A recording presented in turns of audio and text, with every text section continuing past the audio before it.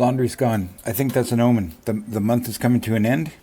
The guy upstairs who runs an Airbnb took all his linen in. And I'm here making another video on the challenge that I didn't officially announce and kind of just did on my own to make. Let's see if I can get my own laundry out of the way. No, I guess not. To make 30 videos, to make a video every day this month, whatever month this is, September. Because, for a couple reasons. One, just to make sure I maintain the habit of doing videos. Two, to see if it helps or hurts the channel in any way. And three, just to the secret reason that I only realized later, of course, was that I wanted to procrastinate from doing a lot of paperwork and stuff I have to do for the next phase of my life. But anyway, here we are. So I have what amounts to a mini virtual book haul because I bought a few books recently that I haven't touched, that kind of got pushed down my to-read list because of the way Kindle sorts things. Everything I have is on Kindle, of course, if you're new here.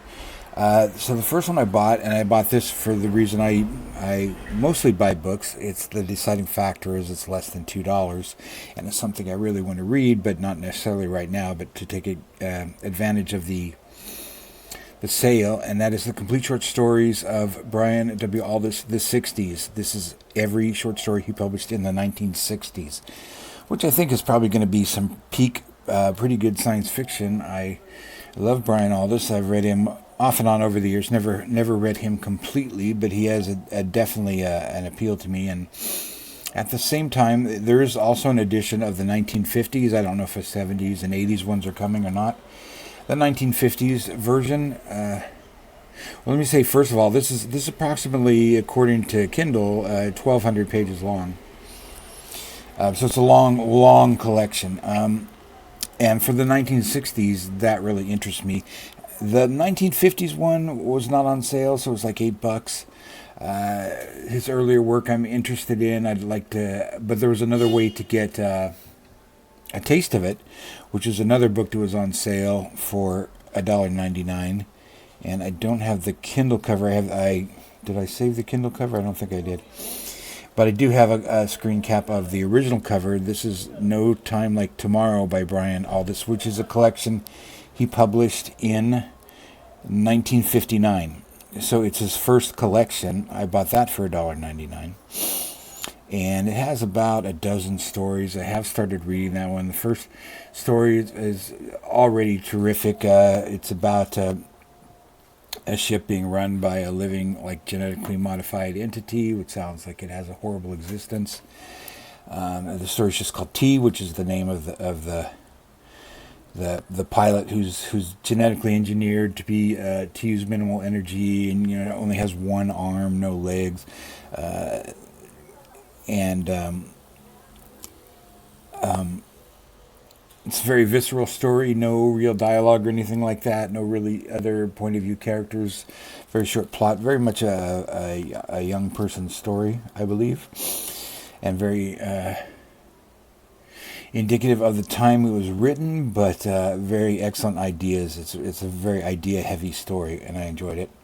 And now I lost my page again. So that led me to try and go back and collect and sort of gather at the top of my Kindle the other big, thick science fiction short story collections that I've got on my reading list that kind of got pushed down, that I bought just because they were available and they were things I wanted to read. So I've got two of those. This one, it's not the only cover, I think, is it? I didn't say the other cover. It's a pretty common Asimov collection. It is the final collection of his science fiction. It's sort of like a retrospective collection that was published really near the end of his life, or perhaps at the end of his life.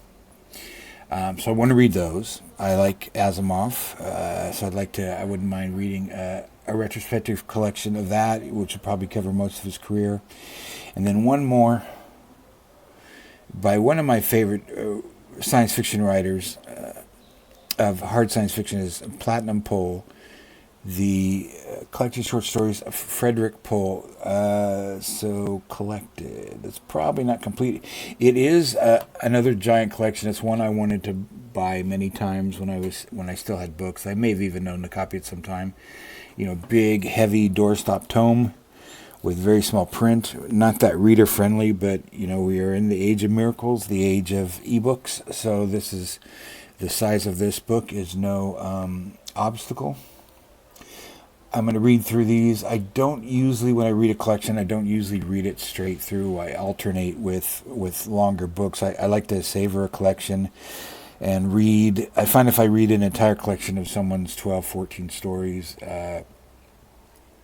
I find that I have a few favorites, whereas if I take them slowly and savor them between other authors, I enjoy them more and I get more out of it.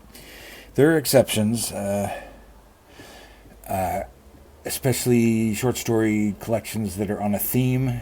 I think of the J.G. Ballard ones, like the Vermilion Sands. They're all on one theme, so they are fun to read together as a series. And the same with the Atrocity exhibition, which are very experimental vignettes of stories that kind of, if you read them all together, they sort of add up to more than a whole. But these kind of single author collections, where each story is written as its own thing and meant to be, originally appeared most likely in a magazine of some type with other different writers. I think it's best to take them a few at a time. At least that's the way I like to do it. What am I reading right now in terms of fiction? I am still reading, let me get the cover up here. Feel like this cover is going to disappear any second because this is still uploading. It's taking longer than usual.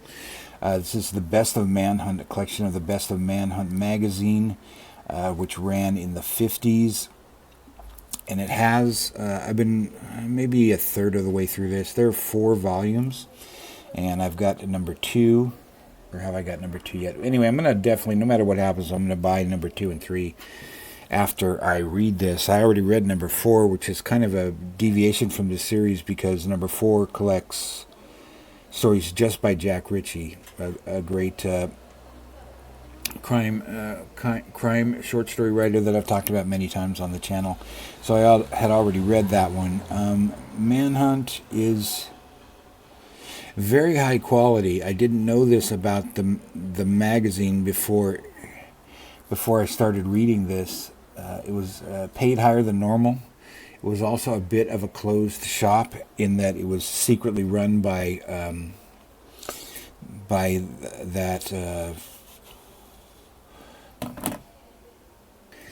that famous literary agency in the 60s that Lawrence Block and Barry Malzberg and Evan Hunter and many others worked for in various capacities. It was secretly, unbeknownst to even people who worked at the literary agency. Scott Meredith was also the editor of MANHUNT magazine, or at least executive editor, and he would mostly they would go to their in-house favorites, their own clients of the agency. So there's a lot of Evan Hunter in here, a lot of Lawrence Block, and the other writers I've mentioned, and they would pay them more if they were clients of the agency. And of course, the agency would then grab 10% back because they were also the agent of the writers selling. And occasionally they would print things that came in freelance, but it was mostly a closed shop, which worked out pretty well because Evan Hunter represented many of the greatest writers of the era, genre writers of the era, although he didn't treat them very well. There should be a book. I don't know if there is. I'm going to look for one. A book or a documentary about that era. I guess not a documentary. Not that many people would care, but throughout, especially Lawrence Block's books, different forwards to different books he wrote, collections of his stories or his books about writing or whatever. He would tell talk a lot out of school about what this agency was like, and Malzberg as well. They both worked as critics. Evan Hunter had he had many businesses because he was also a book packager, and he was also secretly running Manhunt.